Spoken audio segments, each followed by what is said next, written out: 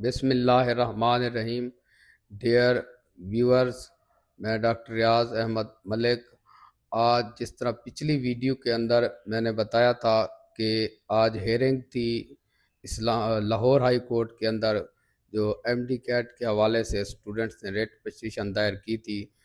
اب ایک اور پٹیشن جو ہے نا آج اسلام آباد ہائی کورٹ کے اندر دائر ہوئی ہے.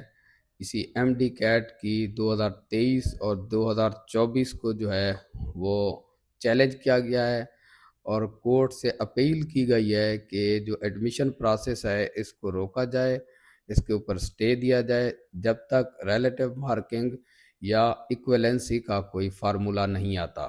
تو آج جو پٹیشن دائر ہوئی ہے وہ اسلام آباد ہائی کورٹ کی ویب سائٹ کے اوپر بھی موجود ہے. کیس نمبر ہے 4711/2025 اور یہ عبداللہ اسید کی طرف سے کیس فائل کیا گیا ہے.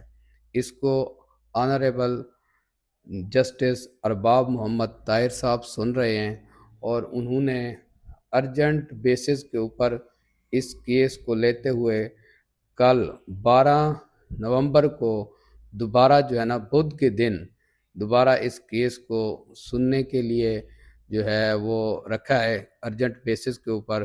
یہ 3 وکلاء اس کیس کے اندر نامینیٹ ہوئے ہیں: ملک اختر عباس، چودھری محمد اسلام اور راجہ رضوان عباسی. اب دیکھنا یہ ہے کہ جس طرح لاہور ہائی کورٹ نے یہ کیس ریفر کیا ہے پی ایم ڈی سی کو کہ وہ سٹوڈنٹس کو بٹھا کے اسی ویک کے اندر کوئی سلوشن نکالیں. اب دیکھنا یہ ہے کہ اسلام آباد ہائی کورٹ کے اندر جسٹس ارباب صاحب اس کے حوالے سے کیا اپنا فیصلہ سناتے ہیں، کیونکہ یہ کیس جو فریش سٹوڈنٹس ہیں ان کی طرف سے دائر کیا گیا ہے کہ اس دفعہ جو ایم ڈی کیٹ تھا وہ ٹف تھا. تو اگر پچھلے 2023 اور 24 کے ایم ڈی کیٹ کو ایکول ویٹیج دی جاتی ہے تو ان کے ایڈمیشن خطرے میں پڑ جائیں گے.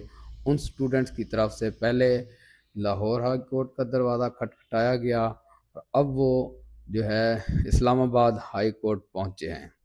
اب دیکھتے ہیں کہ کیا ڈیسیژن آتا ہے. اگر میں اپنی بات کروں تو ہمیں فریش سٹوڈنٹس بھی عزیز ہیں اور ریپیٹر بھی عزیز ہیں، لیکن ذاتی رائے کے مطابق اگر کوئی ان سٹوڈنٹس کی سنوائی ہو جاتی ہے، کوئی اچھا لائحہ عمل تیار ہو جاتا ہے تو یہ دونوں پارٹیز کے لیے بہتر ہوگا.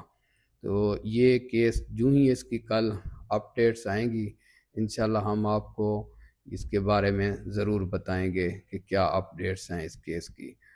تب تک کے لیے اللہ حافظ. Thank you very much.